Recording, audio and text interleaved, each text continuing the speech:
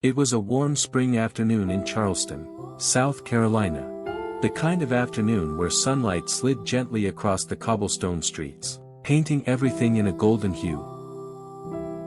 Elizabeth Davenport, though everyone in her circle called her Liz, sat at her usual corner table in La Maison, a quiet, upscale cafe tucked between a boutique jewelry shop and an antique bookstore. Her world was one of polished silverware, fresh orchids in crystal vases, and conversations that floated politely just above the surface of anything real. She stirred her cappuccino without really tasting it. Another lunch alone. Another hour lost to staring at her phone and pretending the empty chair across from her didn't matter. That was when he walked in. At first, she didn't notice him. Her eyes were fixed on the little swirl of milk foam in her cup, but the low hum of the cafe shifted. A few women glanced up from their salads, the waitress unconsciously straightened her apron, and the air seemed to pull slightly toward the tall man in worn jeans and a navy button-down shirt. He didn't belong here. And yet, he owned the space as if he'd been born to it. Liz's eyes followed him without meaning to. There was something unpolished about him, sun-browned skin, a faint stubble, a pair of work boots that had seen better days, but it only made him stand out more. He didn't have the rehearsed smile of the men she met at charity galas. His smile looked like it had fought for its place. He ordered a black coffee, nothing fancy, and scanned the cafe for a seat. Every table was full. Every table except hers. When his eyes found her, she felt the smallest shift in her chest, as if someone had opened a window.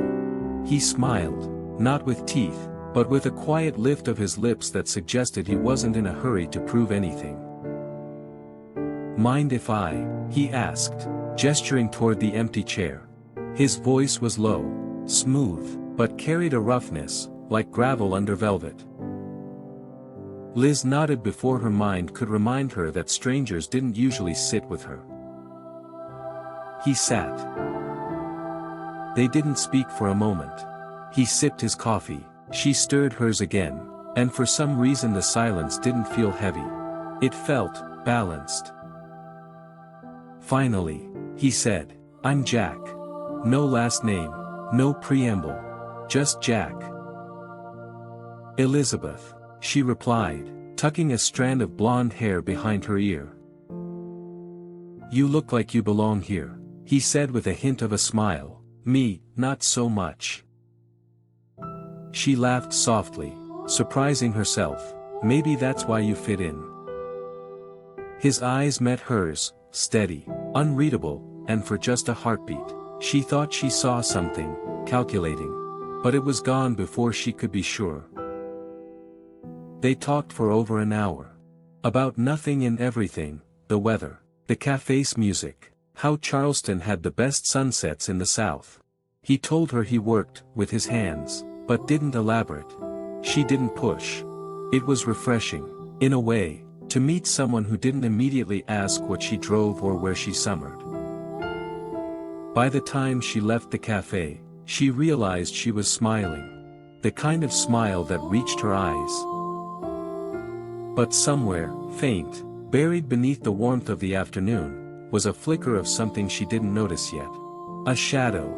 One that would grow in the months to come. And when it did, it would change everything. The week after meeting Jack, Elizabeth found herself returning to La Maison more often than she usually did. She told herself it was for the cappuccinos. She told herself it was for the quiet. But deep down, she knew it wasn't the coffee she was craving. It was him. Jack didn't appear every day, but when he did, it was never by coincidence, though Liz liked to pretend it was.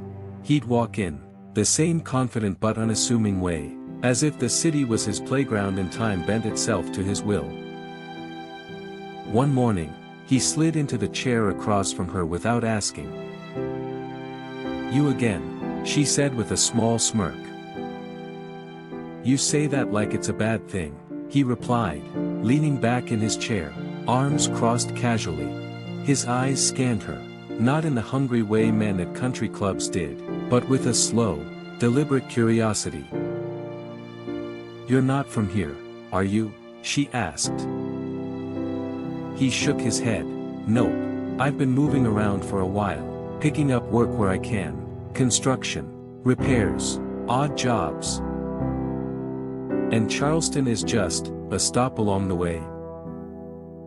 "Maybe," he said, taking a slow sip of his coffee, "or maybe I'll stick around if I find a reason to."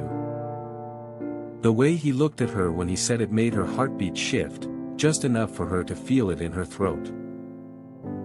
Elizabeth had been courted by men with polished cufflinks and rehearsed charm. Men who measured their words like they measured their wine, carefully, pretentiously. Jack was different. He spoke as if the world wasn't watching. And yet, there was an intensity behind his casual tone, like a current under still water. They began to see each other outside the cafe. A walk along the Battery. An afternoon at the farmer's market. A drive out to Folly Beach where they shared fish tacos from a paper tray while the ocean wind tangled her hair. Jack never asked about her wealth. Never pushed to know more about the Davenport estate, or her late father's business empire. And maybe that's why she started telling him things she didn't tell anyone else. "My mother thinks I'm wasting my life," she confessed one evening as they sat on a park bench watching the sunset over the Ashley River. Jack turned toward her, his expression soft. "Why would she think that?" "She believes a Davenport should marry someone fitting, someone who can expand the family's influence." "And you don't want that?" Elizabeth shook her head slowly. "I want something real, someone who sees me, not my last name." Jack's hand brushed against hers, not fully taking it, just enough to send a quiet spark up her arm. "Sounds like you've been looking in the wrong places," he murmured.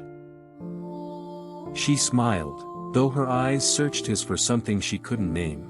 Something that felt like both safety and danger. That night, lying in bed, Elizabeth thought about how easily Jack had become a presence in her days. He was like a river current, gentle at first, almost invisible, but steadily pulling her towards something deeper. She didn't know yet that the current had a direction. And it wasn't where she thought it was taking her. It was only a month after their first meeting when Jack first stepped into Elizabeth's home. The Davenport estate stood like a quiet monument at the edge of the historic district, 3 stories of white columns, wide verandas, and windows that caught the morning light like they'd been built to hold it. It was the kind of place that made strangers slow their cars just to look. Elizabeth had grown up here, running barefoot along polished mahogany floors, sliding down banisters when no one was watching. But for years now, the house had felt too big, too quiet. Jack whistled low as he stepped through the front door. "Hell of a place you've got here," he said, his eyes moving over the high ceilings and the grand staircase. She laughed softly. "It's just home." He turned toward her, a hint of a smirk playing at his lips. "You say that like everybody's got a chandelier bigger than their kitchen." Elizabeth rolled her eyes but didn't miss the way his gaze lingered, not on her, but on the framed paintings, the antique clock in the hall, the faint gleam of gold on the edge of a picture frame.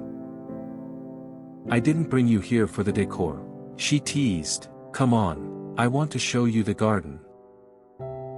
They stepped out onto the back veranda where the scent of magnolias drifted in the warm air. Rows of manicured hedges framed bursts of roses and lavender. A stone path wound its way to a small gazebo where Elizabeth often sat to read. "It's beautiful," Jack said, but his voice was quieter now. He reached out, touching the wooden rail as if measuring its worth. "You're full of surprises, Liz," he added. "Most people in your world wouldn't give a guy like me the time of day." "You're not most people," she said simply. Jack's eyes softened at that. "Maybe I'm just lucky." They spent the afternoon walking the grounds. talking about everything from the stubborn ivy on the north wall to the best fishing spots in South Carolina. Elizabeth felt herself relaxing in ways she hadn't in years. But somewhere beneath the warmth of their laughter, a quiet shift had begun. Jack was learning the layout of her home, noticing what doors were locked and which weren't, asking small questions about how the staff worked, when they came, and who handled what. To Elizabeth, it felt like curiosity. To Jack, it was information. That evening, as he left, Jack paused at the door. "Thanks for letting me into your world," he said, his voice low and steady. "Feels special." Elizabeth smiled. "It is special." When the door closed behind him, she didn't see the way his eyes lingered on the house for a long moment. Or the small, satisfied curl of his lips as he walked to his truck. It started small. A leaky faucet in the downstairs bathroom. A broken latch on the garden gate. Jack would fix them without being asked, showing up with his toolbox and that easy smile that made it hard for Elizabeth to say no. "You didn't have to do this," she'd tell him. "I know," he'd reply, wiping his hands on a rag, "but it's what I'm good at. Let me." The staff liked him at first. He joked with the groundskeeper, helped the housekeeper carry heavy boxes, even brought coffee for the cook on his morning visits. But Elizabeth noticed, little by little, that the staff began to drift away during his visits. They'd leave early, find reasons to be in other parts of the house. She didn't question it, not then. One Saturday morning, Elizabeth mentioned that her accountant had postponed their monthly meeting. Jack tilted his head, feigning casual interest. "Must be tough keeping track of all that," he said. "A business, a house like this, all on your own." She gave a small shrug. "It's a lot, but I manage."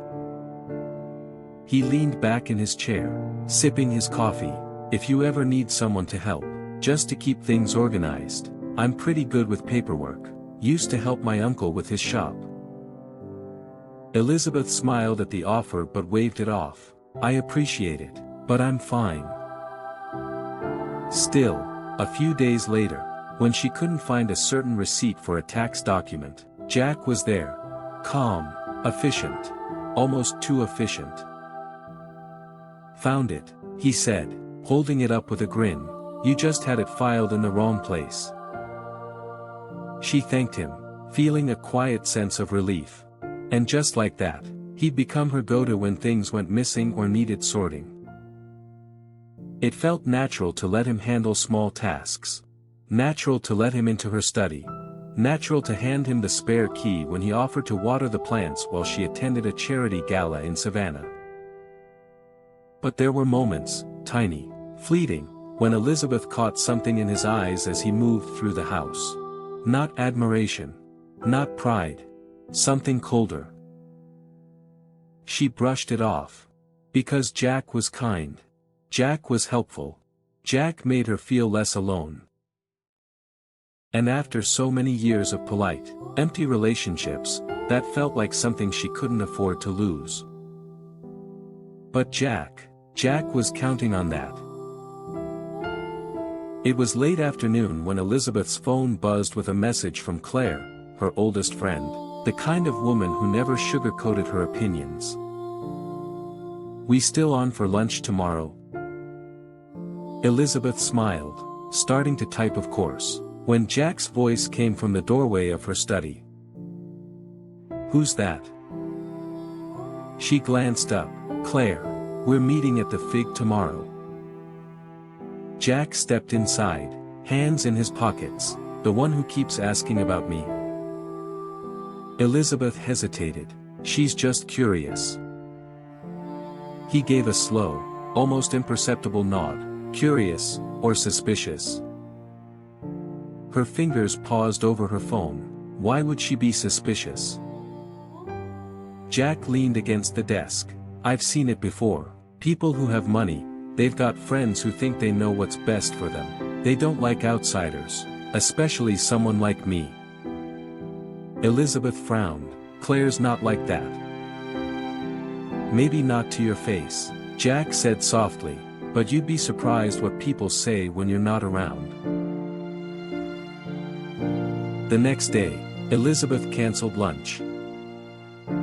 She told herself it was because she had too much work.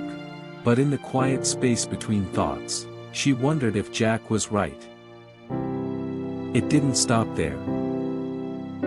One evening, as they sat on the back veranda, Elizabeth mentioned that their housekeeper, Mrs. Green, had been with the family for 20 years. Jack smiled faintly, swirling the ice in his glass. 20 years is a long time, he said. People get comfortable, sometimes too comfortable. Ever notice how she's always the one locking up, always the last to leave?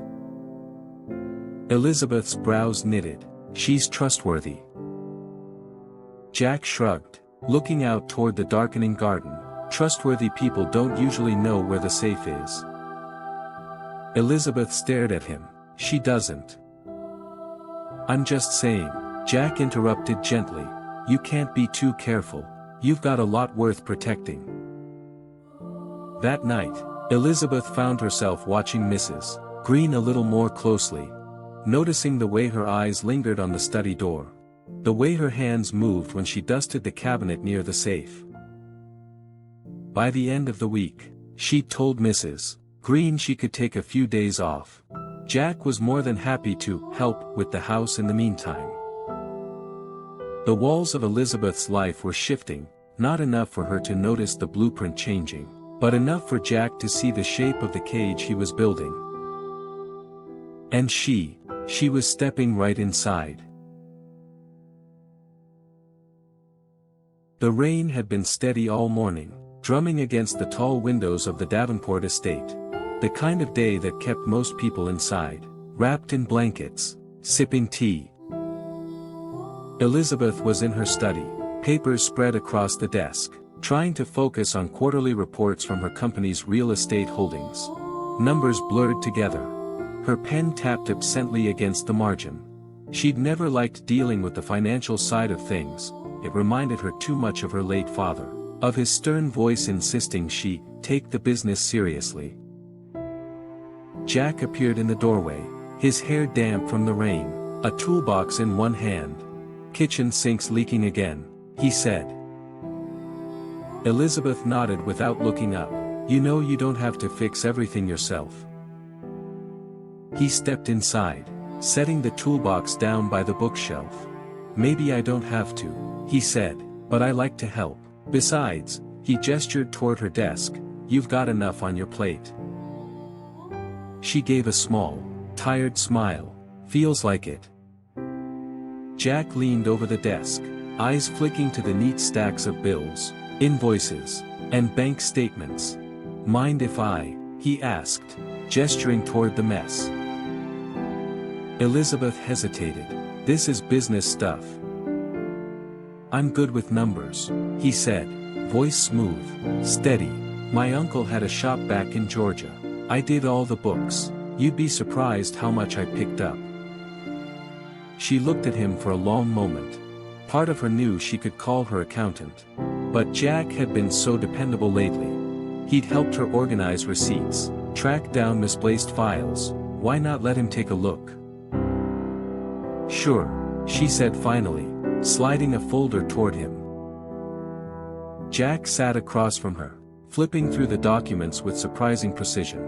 Elizabeth noticed the way his brow furrowed as he scanned each page, the faint movement of his lips as he read numbers under his breath. You've got some loose ends here, he murmured. Too many people have access to your accounts. My accounts, she repeated. Business and personal, he said. You've got staff, assistants, probably even friends who know more than they should. Elizabeth frowned. That's not really a problem. I trust my team. Jack set the papers down, meeting her eyes. You think you trust them, but trust doesn't pay the bills when something goes missing. The words sat between them for a moment. Sharp. Heavy. I'm not saying anyone's stealing from you, he continued, softening his tone, but you need to protect yourself, change your passwords, keep keys where only you can find them. Elizabeth shifted in her chair, suddenly feeling exposed. Maybe you're right, she said quietly. He smiled faintly. Tell you what, I'll set up a better filing system for you, and maybe a lockbox for the most important stuff. She nodded, feeling the tension in her shoulders ease. It was easier to let Jack handle it, easier to believe he was looking out for her. The next day, he returned with a small, polished wooden box and a new set of keys. This one's just for you, he said, placing a single brass key in her palm. Elizabeth smiled, tucking it into her desk drawer. She didn't notice the way Jack's eyes lingered on that drawer, or how, later that evening, when she stepped out to take a call, his hand slipped inside, just long enough to test the weight of the key in his fingers. And when he left that night, the rain still falling in silver sheets across the driveway, there was a copy of that key in his pocket. It was a Thursday morning when the first small thing went missing. Not money, not jewelry, just a thin manila folder from the corner of Elizabeth's desk, the one marked vendor contracts, 2023. She assumed she'd misplaced it. The study had been cluttered lately, after all. And Jack, well, Jack had been helping her sort through things almost daily. Still, it bothered her more than she admitted. By mid-morning, she'd pushed the thought aside and was halfway through a meeting with Thomas Bennett, her operations manager. Thomas had been with her company for over a decade. Steady, honest. The kind of man who never forgot a deadline and never spoke unless he had something worth saying. As they discussed the quarterly sales projections, Thomas's eyes drifted to the stack of freshly reorganized files on her desk. New system? He asked casually. Elizabeth smiled faintly. Jack's idea. Makes things easier to find. Thomas hesitated, his brow tightening. Jack, that the gentleman you've been seeing? Yes, she said, sitting a little straighter. He gave a slow nod, but his tone shifted, lower, more cautious. Does he have access to the business accounts? Elizabeth laughed softly, shaking her head. No, of course not. He's just helping me organize things here at home. But Thomas didn't laugh. He was still looking at her, his lips pressed into a thin line, as if he wanted to say more but thought better of it. When he finally spoke, it was careful. I'm sure he means well, but I'd keep the business side separate, if I were you. Elizabeth's smile faltered for just a second. I appreciate your concern, Thomas, but Jack's been nothing but supportive. The meeting ended, but his words lingered. That evening, Jack came by with takeout from her favorite Thai place. They ate on the veranda, the last of the day's light spilling gold across the table. He was charming, as always, telling a funny story about a job he once worked on in Florida, making her laugh until her sides hurt. It was easy to forget the missing folder. Easy to forget Thomas's tone. After dinner, Jack offered to tidy up her study while she took a bath. Elizabeth hesitated for only a moment before agreeing. By the time she returned, her desk was spotless, the papers neatly stacked, the lockbox sitting exactly where she'd left it. What she didn't see, what no one saw, was the slip of paper now folded neatly into Jack's wallet. A banking contact. One that would open doors he had no business walking through. Downstairs, Thomas sat in his car across the street, waiting for the lights in the study to go out. He'd seen Jack leave with something in his pocket before. He just didn't know what it was, yet. The first withdrawal was so small it didn't even catch Elizabeth's eye. $250 from one of her personal accounts, an account she rarely used except for small household expenses. It was easy to miss, buried between a string of grocery charges and a payment to the gardener. 2 weeks later, there was another. This time, $500. Still small enough to seem harmless. Still small enough that if she noticed, she might assume it was her own oversight. Jack was careful. Always careful. He never touched the main business accounts, not yet. Instead, he worked in the quiet shadows of her finances, watching patterns, learning which accounts she checked most and which she rarely opened. Elizabeth had given him no official access, of course, but that didn't matter. All he needed were the little details she let slip without realizing it. A password scribbled on a sticky note while she took a call. A billing statement left on the kitchen counter. The sound of her keypad clicks when she logged into online banking. Jack noticed everything. Meanwhile, Thomas was noticing, too. On a quiet Monday afternoon, he stopped by unannounced under the pretense of dropping off some documents. Elizabeth welcomed him in, offering coffee, but when she stepped away to take a call, Thomas's gaze shifted toward the study. The door was ajar. Inside, he saw the new filing system Jack had organized. Neat, precise. Too precise. Thomas's eyes scanned the labels, and froze. Some folders he'd personally delivered last month were missing. Others had been rearranged, with subtle gaps that made no sense unless someone had been pulling specific documents out. Elizabeth returned before he could look further. "You didn't have to come all the way here for this," she said warmly, handing him the coffee. "I didn't mind," he replied, forcing a small smile. But his mind was already elsewhere.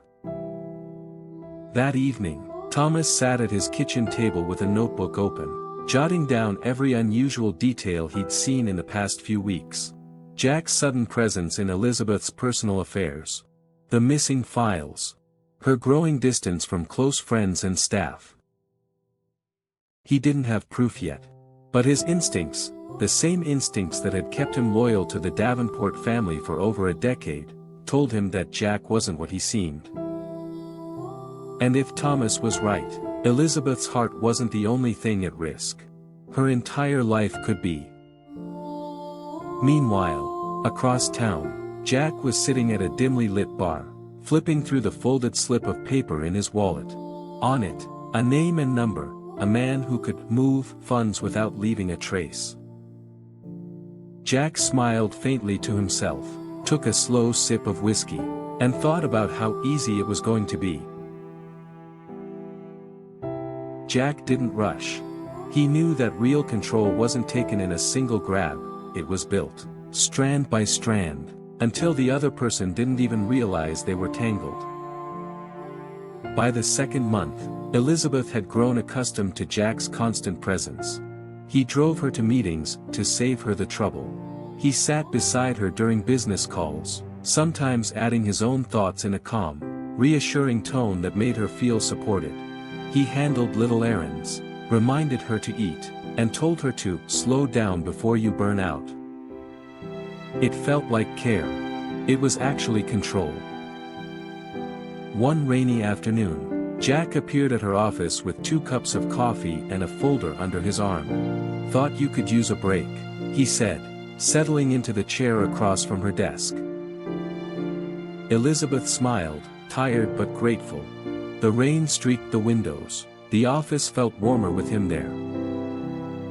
Jack opened the folder casually, as if it were an afterthought. "I was looking over some things," he began, "and I noticed your portfolio's a bit scattered. A few of your assets are underperforming. Some investments are locked up in places you could pull from if you needed liquidity." Elizabeth raised a brow. "I have an advisor for that." Jack nodded easily. "Of course you do, but I think you'd be better off consolidating, moving your accounts into one place where you, and only you, can manage them. Less middlemen, more control." The irony of that line, "more control," was lost on her. Jack spoke gently, framing every suggestion as a protective measure. You've been through a lot. People have taken advantage of you before. You deserve to know exactly where your money is and how it's working for you. Elizabeth hesitated. Something in her gut told her not to act on it too quickly. But Jack didn't press, not yet. He left the idea planted like a seed, knowing that seeds grow in silence. That evening, Thomas's phone buzzed with a message from an old contact at the city records office. Found something you might want to see, about your friend's new companion. They met in a diner off the highway. The contact slid a manila envelope across the table. Inside were printed screenshots, court filings, debt records, a dismissed fraud charge from 5 years ago. All under a different name. Jack's name wasn't Jack at all. Thomas sat back, his pulse quickening. He'd suspected Jack had a past. But this was deliberate identity construction. The man was a chameleon. The next night, Thomas parked his car 2 blocks away from Elizabeth's townhouse and waited. Just before 10 p.m., Jack stepped outside, glancing up and down the street. Then he walked briskly toward the corner, where a black sedan idled with its headlights off. Jack climbed in, and the car disappeared into the dark. Thomas followed. Carefully, slowly. The city lights gave way to an industrial strip, warehouses, shuttered businesses, and a single bar with a flickering neon sign. Through the dusty window, Thomas saw Jack talking to a man at the bar. The same man whose name was in the fraud case file. Whatever Jack was doing, it wasn't innocent. And Thomas knew, if Elizabeth didn't hear the truth soon, it might be too late. The autumn sun spilled gold across the marble floors of the Harrington estate, catching in the crystal vases and warming the chill that always seemed to linger in the vast halls. Rebecca sat by the window in her study, a cup of tea untouched in her hands, eyes fixed on the gardens below. Marcus was outside, speaking with the groundskeeper, or rather, instructing him. His posture was stiff, authoritative, and she caught herself frowning. In the beginning, his confidence had been charming. It had felt like strength, like someone stepping into her life to share the weight of it all. But lately, it had begun to feel different. He was everywhere, making decisions before she even knew there were decisions to make. That morning, her assistant Daniel had entered the room quietly, placing a folder on her desk. "There's something here you might want to see," he had said softly, his eyes lingering on her longer than usual. There was concern in them, worry, but also, something else she couldn't place. Rebecca had opened the folder only to find bank statements, her bank statements, and noticed large withdrawals she hadn't authorized. Marcus's name wasn't anywhere on them, but the timing, the amounts, it all left her unsettled. Now, as she watched him from the window, laughing with the groundskeeper as if nothing in the world was wrong, she felt a tightness in her chest. Could she ask him about it? Should she? She remembered how, just 2 nights ago, he had made a joke about how money flows better when you trust your partner. It had been said lightly, but there had been something in his tone, a weight, a test. Her phone buzzed on the desk. It was a text from Daniel. "If you want answers, don't ask him, watch him." Rebecca's breath caught. She looked out the window again. Marcus was no longer in the garden. The gates at the far end of the driveway were swinging shut. Something inside her told her that the sunlight spilling across her life was just an illusion, and that shadows were already creeping in, quiet and cold. The autumn sun spilled gold across the marble floors of the Harrington estate, catching in the crystal vases and warming the chill that always seemed to linger in the vast halls. Rebecca sat by the window in her study, a cup of tea untouched in her hands, eyes fixed on the gardens below. Marcus was outside, speaking with the groundskeeper, or rather, instructing him.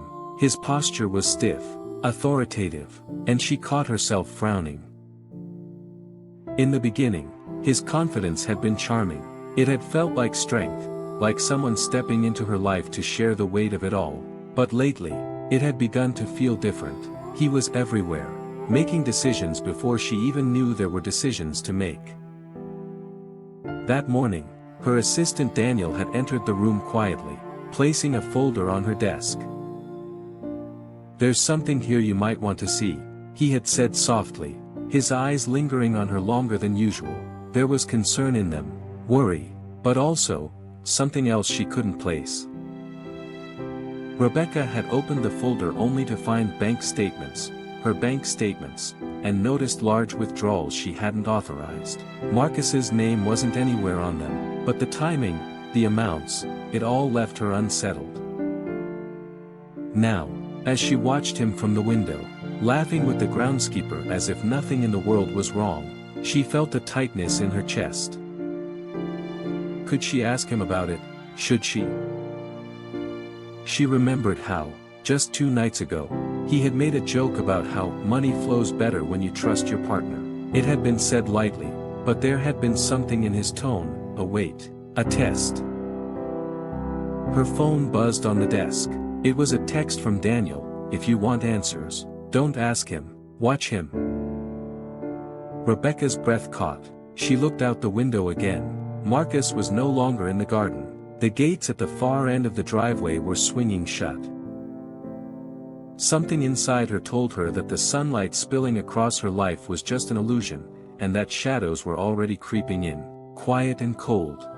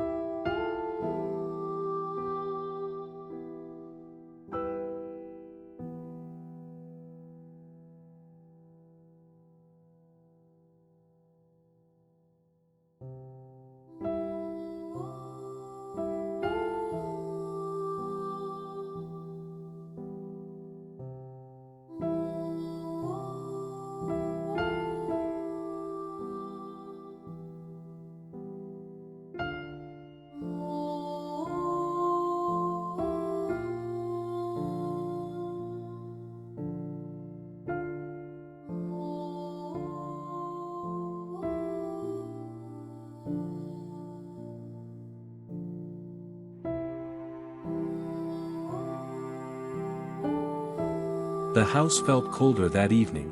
Not because the temperature had dropped, but because something in the air had changed. Rebecca walked down the hallway, her heels clicking softly on the polished wood floors, the echo seeming sharper than usual. She noticed doors slightly ajar that she distinctly remembered closing. The scent of her favorite lavender candle lingered in the study, but she hadn't been in there all day. A faint unease coiled in her stomach. She stopped at the doorway to her office. The desk lamp was on, casting a golden glow over her neatly arranged papers. But they were no longer neat. The edges of envelopes poked out where they shouldn't. Her ledger was open to a page she hadn't read in weeks. And in the middle of it all, a pen lying sideways, not where she had left it. "Marcus?" she called softly, her voice traveling through the quiet like a fragile thread. No answer. Her hand hovered over the desk, fingertips brushing the papers. It wasn't just a messy shuffle, someone had been looking for something. And whoever it was, didn't care if she noticed. From somewhere upstairs came the creak of a floorboard. Slow. Deliberate. Rebecca's breath caught. She stood frozen, listening. "Hello," she called again, her voice a little sharper this time. Then, footsteps. Descending. Marcus appeared at the top of the staircase. His expression warm but just a touch too rehearsed. "Hey," he said, smiling faintly. "I was just checking the attic. Thought I heard something up there." Her eyes narrowed, studying him. His shirt sleeves were rolled up, a thin line of dust clinging to his forearms. She wondered if the dust was from the attic, or from rifling through her drawers. "That's thoughtful of you," she said quietly, her tone neutral but her pulse thudding in her ears. He came closer, each step sounding heavier than the last, like the weight of an unspoken truth. When he reached her, he reached for her hand. His grip was firm, almost too firm. "You okay?" he asked, his gaze locking on hers. Rebecca forced a smile. "Of course," she lied. Inside, her mind was racing. Why had he been in her office? What was he looking for? And most importantly, how long had this been going on? Later that night, when Marcus was asleep, she slipped out of bed and padded quietly to the kitchen. Her phone lay on the counter, charging. With trembling fingers, she sent a short message to Daniel. "We need to talk, tomorrow." She stared at the glowing screen, her reflection faint in the glass. She had once thought Marcus was her safe place. Now, he felt like the storm she had to survive. The morning came wrapped in gray. Not just outside, where clouds hung low over the city, but inside Rebecca's mind. She dressed without speaking to Marcus. He moved around the bedroom like nothing was wrong, humming faintly under his breath, checking his watch, kissing her on the cheek before heading to his office. But Rebecca felt the falseness in every gesture. Like the two of them were actors in a play neither wanted to be in anymore. She waited until she heard his car pull out of the driveway before picking up her purse and slipping out the door. The streets were still damp from the night's rain. Rebecca's heels tapped against the wet pavement as she walked toward the small cafe where she had agreed to meet Daniel. She hadn't seen him in weeks, but the moment she spotted him, sitting by the window with a coffee he hadn't touched, she felt a strange rush of relief. He stood when she entered, his face lighting up just enough to soften her nerves. "Rebecca," he said quietly, pulling out a chair for her. She sat, leaning in slightly. "We have to be careful," she murmured. Daniel's brow furrowed. "What happened?" Rebecca hesitated, glancing at the other tables. Nobody was close enough to overhear, but still. Her voice dropped to a near whisper. "Marcus was in my office last night. I didn't catch him, but I know it was him. Someone went through my papers, Daniel, and I think he's looking for something." Daniel's jaw tightened. "I told you. I've been getting signals that he's not what he says he is. I didn't want to scare you until I had something concrete." He reached into his coat pocket and slid a small manila envelope across the table. Rebecca stared at it, her heart pounding. "What is this?" "Proof," Daniel said simply. Her fingers trembled as she opened it. Inside were several photocopies, bank records, dated months back. Transactions she didn't recognize. Large withdrawals. Hidden accounts. And a name she had never seen before linked to the transfers. Rebecca's stomach dropped. "This can't be real," she whispered. "I wish it wasn't," Daniel replied, "but I got this through a friend in finance. Marcus has been moving money, your money, into an offshore account. Slowly, carefully, but it's deliberate." Rebecca pressed a hand to her mouth. Memories began to swirl, moments that had seemed small at the time but now felt like pieces of a puzzle she had refused to assemble. The late-night phone calls he took in the garage. The sudden business trips. The days when his mood turned sharp for no reason. She forced herself to breathe. "What do we do?" Daniel leaned closer, his voice low and steady. "We build a case, quietly. We make sure that when he realizes it's already too late for him to cover his tracks." Rebecca nodded, though her hands still shook. Part of her wanted to confront Marcus right now, to throw the papers in his face and demand the truth. But another part, the part Daniel was speaking to, knew that patience was the sharper weapon. As she left the cafe, the envelope pressed against her ribs like a hidden blade. She felt a shift inside herself. For weeks she had been afraid, caught between suspicion and hope. Now, she knew. And knowing was the first step toward winning. When she got home, Marcus was in the kitchen, smiling as he poured her coffee. Rebecca smiled back.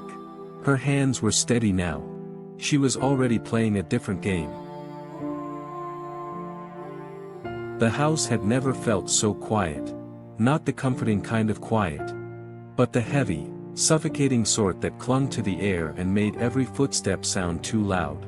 Rebecca moved slowly through the upstairs hallway, the soft glow from the wall sconces spilling across the hardwood floor. She could hear the faint hum of the central air, the distant creak of old wood settling, yet her mind refused to let these be just ordinary sounds. Because she knew what they were doing now. She and Daniel. They were watching Marcus. And he didn't know. Not yet. She tightened the silk robe around her shoulders, pausing at the doorway to her study. The thought of going inside filled her with unease. That room had always been her sanctuary, her place to think, to work, to breathe. But now it felt like a stage where invisible performances were being rehearsed in her absence. Papers slightly out of place, a drawer not closing quite the way she'd left it, the faintest scent of his cologne lingering when she swore she hadn't seen him near here all day. Her pulse quickened. This wasn't paranoia anymore. She was certain. Downstairs, in the dimly lit kitchen, Daniel was sitting at the island with his laptop open, eyes darting to a file directory filled with security footage. He had found a way into the smart camera system Marcus thought was disabled. Every few minutes, the tiny thumbnail videos would update, Marcus in the study rifling through drawers, Marcus in the library taking photos of ledgers, Marcus speaking on the phone in a hushed tone by the patio doors. Rebecca. Daniel's voice was low when she entered. You need to see this. She leaned over his shoulder, her fingers brushing the marble counter for support. There he was, Marcus, her husband, standing in her private office with a folder in his hands. The expression on his face wasn't one she recognized from their wedding photos or the early mornings in bed. No, this was different, cold, calculating. For a moment, her chest tightened so much she thought she might not be able to breathe. She remembered the first time Marcus kissed her. The way his smile had seemed so genuine. The warm rasp in his voice when he told her she was the most beautiful woman he'd ever met. Now, watching him under the cold light of surveillance, she realized how easy it had been for him to mimic love. He's getting bolder, Daniel murmured, clicking through more footage. Whatever he's planning, it's coming soon. Rebecca closed her eyes. She could feel something shifting inside her, a slow, deliberate hardening of the heart. Love was no longer a shield, it was a weapon she could turn off, strip away, and replace with something far stronger. We'll let him think he's winning, she whispered finally, and when the time comes, we'll take everything back. The words hung in the stillness of the kitchen, heavy and sharp as glass. Upstairs, the faint sound of a door clicking shut echoed down the hall. Marcus was moving again. And so were they. Marcus stood in the doorway of the kitchen, leaning casually against the frame. But Rebecca knew better. That posture was calculated, the way his shoulders slouched just enough to seem relaxed, the half-smile that didn't quite reach his eyes. Couldn't sleep, he asked, his voice warm enough to pass for concern, but too smooth to be natural. Rebecca sipped her tea without answering right away. She let the silence stretch, 5 seconds too long, enough to make him shift slightly where he stood. I've been thinking, she finally said, keeping her tone steady. About the house. The things in it. The people in it. His brow twitched, so slight most would miss it. The people? Yes, she said softly, meeting his gaze without blinking. Sometimes they're not who they seem. A flicker of something sharp passed through his expression before the charm slid back into place. "Life's full of surprises," Marcus replied, stepping into the kitchen. "That's what keeps it exciting, don't you think?" Her hand tightened around the porcelain cup. Sometimes surprises are just lies with better marketing. The air between them thickened. She saw it now, the quick calculation in his eyes, the way his jaw flexed. He was wondering how much she knew. "I saw Daniel in the driveway earlier," he said suddenly. Her heart gave a single hard thud, but she didn't flinch. "Did you?" Marcus tilted his head. "You've been spending a lot of time with him. Talking. Whispering. Maybe I like his company." She said it so lightly, so easily, that even she almost believed it. For a moment, the mask slipped again, a thin crack showing something darker beneath. But then he smiled, slow and deliberate. "Just remember, Rebecca," his voice lowered, almost a purr. "Some people don't like being kept in the dark." She leaned forward slightly, letting the shadows from the pendant lights cut across her face. "Neither do I, Marcus." They held each other's gaze for a long, silent beat. Not husband and wife anymore, but two opponents circling the same ring. Then he turned and left the kitchen, footsteps fading into the hallway. Rebecca let out a breath she hadn't realized she'd been holding. Her hands were trembling, not from fear, but from the electric rush of knowing the game had officially begun. And this time, she intended to win.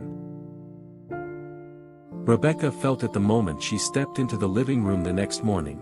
The shift in the air, faint, but undeniable. Marcus was already seated in his leather armchair, a steaming mug in hand, the picture of calm domesticity. "Morning," he said with a pleasant smile that made her skin prickle. Daniel was there too, leaning against the far wall, his arms crossed. He didn't look at her right away, which was the first sign something was wrong. Rebecca moved slowly, deliberately, as if entering a room full of glass she might shatter just by breathing. "What's going on?" Marcus gestured toward the empty chair opposite him. "Sit, we should talk." She sat, but not because he told her to. She sat because she needed to be at his level, to see every twitch of muscle, every flicker in his eyes. Marcus leaned forward, resting his elbows on his knees, speaking with that same soft authority he used when convincing people to trust him. "Daniel told me something, and I think it's important you clarify."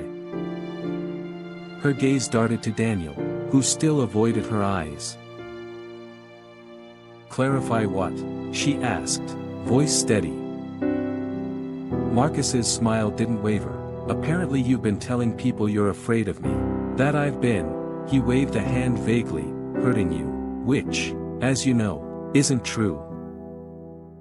Rebecca's fingers curled in her lap. "This is it, he's planting the seed."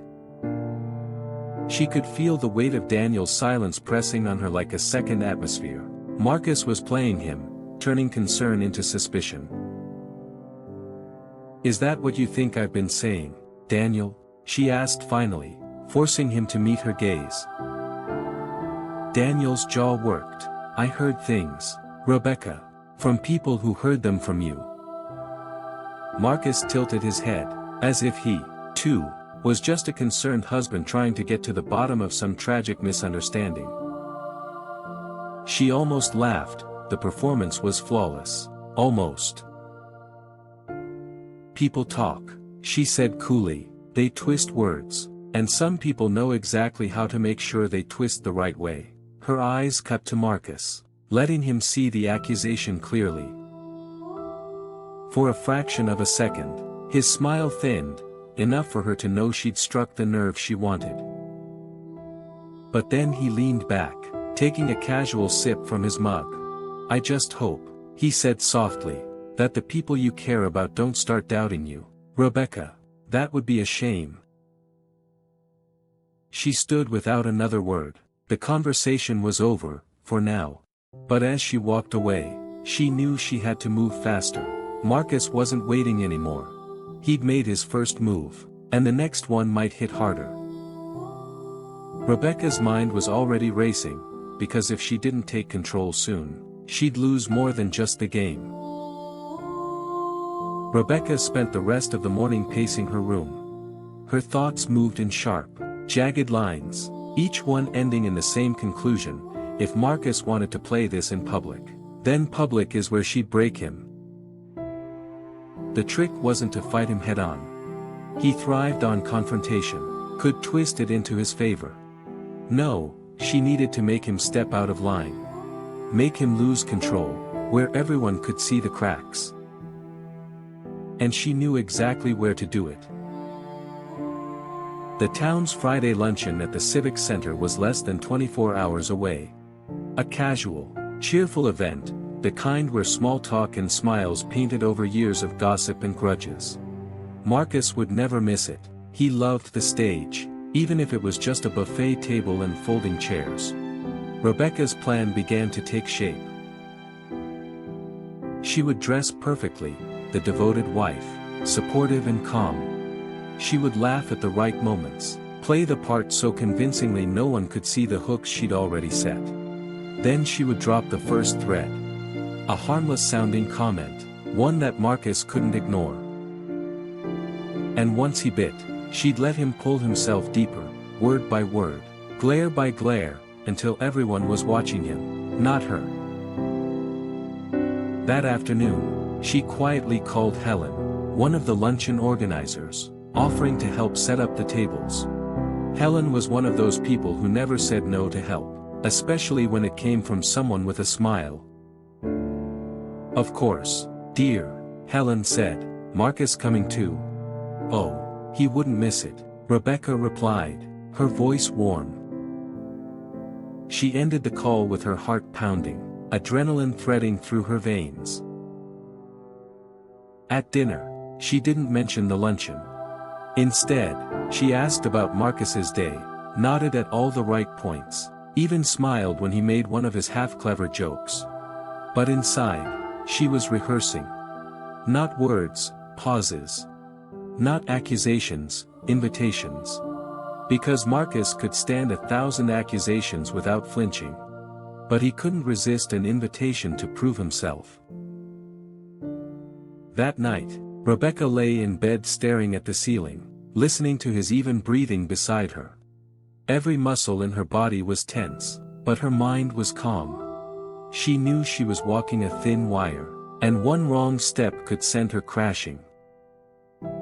But she also knew one thing with absolute certainty: tomorrow, Marcus would show the side of himself he always kept hidden.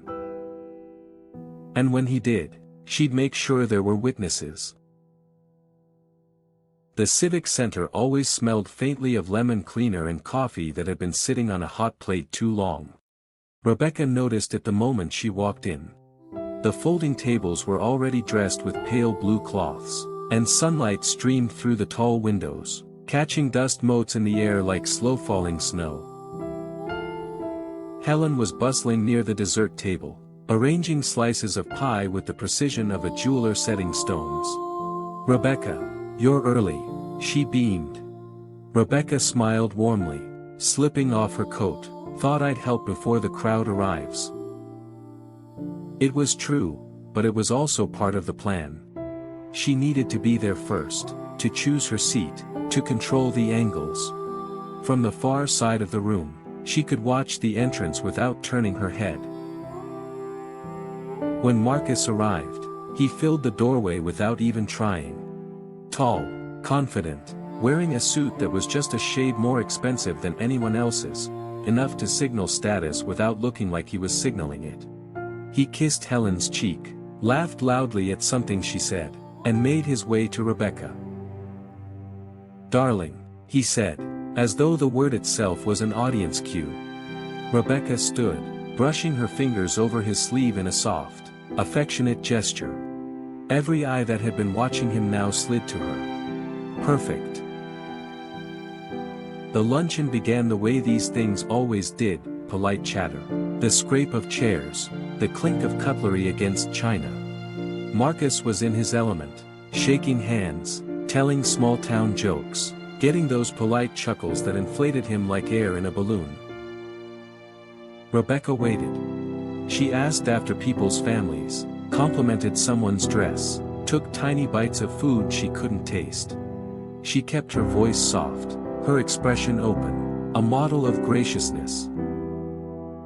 Until she saw her moment. They were seated at the long table now, coffee cups in hand. A man across from them, Bill Kramer, a quiet, practical sort, asked about the renovations Marcus had been overseeing at the old courthouse. Marcus leaned back, smug, going perfectly, ahead of schedule, even, I keep things moving, always have. Rebecca tilted her head, her voice carrying just enough for the table to hear. Oh, yes, she said with a gentle smile, Marcus has such a way of keeping people on task, sometimes even when they'd rather not be. It was nothing on the surface, a wisp of a comment. But Marcus's eyes flicked to hers, just for a heartbeat, and she saw the first hairline crack in his polished veneer. A small laugh came from somewhere down the table, and she knew it wasn't at him, but he thought it was. He straightened in his chair. Discipline is important, he said, his tone a degree sharper than before. Some people need a little push to reach their potential. Rebecca nodded sweetly. Of course, and some people know just when to push, and when to stop. Silence, just for a moment, like the air before a storm. Then Marcus laughed, too loud, too forced, and turned to the man beside him, starting a new conversation. But Rebecca saw it. The twitch at the corner of his jaw. The way his hand tightened around his coffee cup. The hook was in. All she had to do now was pull. The rain had been falling for hours, tapping against the windows like restless fingers. Outside, the world was wrapped in gray, blurred by sheets of water, the streets empty except for the occasional car that splashed through the puddles. Inside, the house felt heavier than usual, the kind of heavy that came not from the air, but from the silence. I sat in the armchair by the fireplace, staring at the flames as they twisted and broke apart, the firewood crackling like it had secrets it wanted to tell but couldn't. Across the room, Marcus sat at the dining table, his laptop open, but I could tell he wasn't reading anything. He was staring at the screen, frozen, lost in thought. It had been 2 days since the confrontation. 2 days since the truth came out. And though words had been exchanged, apologies made, and certain walls torn down, there was still a quiet tension between us, a carefulness, as though we were both afraid to move too fast and break the fragile ground we were standing on. I found myself replaying moments in my head. The way Marcus had looked when he finally admitted the things he'd kept buried for years. The way his voice had cracked, not out of weakness, but from carrying too much for too long. And the way I'd felt standing there, hearing truths that explained so much, but also heard in ways I wasn't prepared for. I took a slow breath. The rain kept falling. You're thinking too loud. Marcus's voice broke the silence, pulling me back. I smiled faintly. And you're pretending to work. He glanced at the screen, then shut the laptop with a soft click. I'm not pretending, I'm delaying. Delaying what? He didn't answer right away. Instead, he leaned back in his chair, his gaze finding the window where raindrops raced each other down the glass. Delaying the conversation we still haven't had. My chest tightened. I knew exactly which conversation he meant. For a moment, neither of us spoke. The rain filled the space between us, steady and unchanging. Finally, I got up, walked over, and sat across from him. The table between us felt like a symbolic barrier, one I wasn't sure I was ready to remove, but knew I had to. Marcus, I began, my voice low but steady, we've already opened the door, we can't just stand in the doorway forever. He studied me for a long time before speaking. You're right, but once we finish this talk, there's no going back. We'll have to decide what's next, and whether we're both ready for it. I nodded slowly. Somewhere deep inside, I could feel the storm that had been building for weeks, maybe even months, preparing to break. The rain outside grew heavier, wind rattling the windows. Inside, our eyes locked, the air between us thick with things still unsaid. I didn't know if the coming hours would bring relief or more pain. But I knew one thing for certain. It was time. The morning after everything had been settled felt different. The air in town was the same, crisp, tinged with the scent of autumn leaves, but inside me, something had shifted. For the first time in years, my chest felt light, as if a heavy stone had been lifted and quietly set aside. I sat by the kitchen window, hands wrapped around a steaming cup of coffee, watching the sunlight pour over the old wooden porch. The warmth of it touched my face, but it was more than just the sun I felt. It was peace, real peace. The chaos, the tension, the unspoken fears, they had all melted into the background now. I thought of every conversation, every fight for respect, every moment I stood my ground, even when my voice trembled. I thought of the nights I lay awake, wondering if all of it was worth it. And here I was. Not triumphant in a loud, celebratory way, but triumphant in the quiet, the way a tree stands after a storm, its roots deeper, its branches still reaching toward the sky. The town had changed, even if just a little. People looked at me differently now, not with pity, not with suspicion, but with something closer to respect, the kind that can't be faked, the kind earned drop by drop over time. As I sipped my coffee, the door creaked open and my grandson stepped in. His uniform was neatly pressed, boots still carrying a trace of dust from the early patrol. He didn't say much, he never needed to, but the way he set his hand on my shoulder said more than words ever could. "Morning, Grandma," he said softly. I smiled, my eyes catching the gold of the morning light. "Morning, sweetheart." And in that moment, I realized I didn't need anyone else's validation.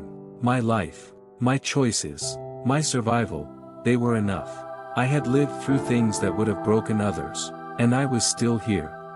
The world outside would keep turning, there would still be whispers, storms, and days when the weight felt heavy again, but I knew now, truly knew, that I could carry it. Because I wasn't just surviving anymore. I was living.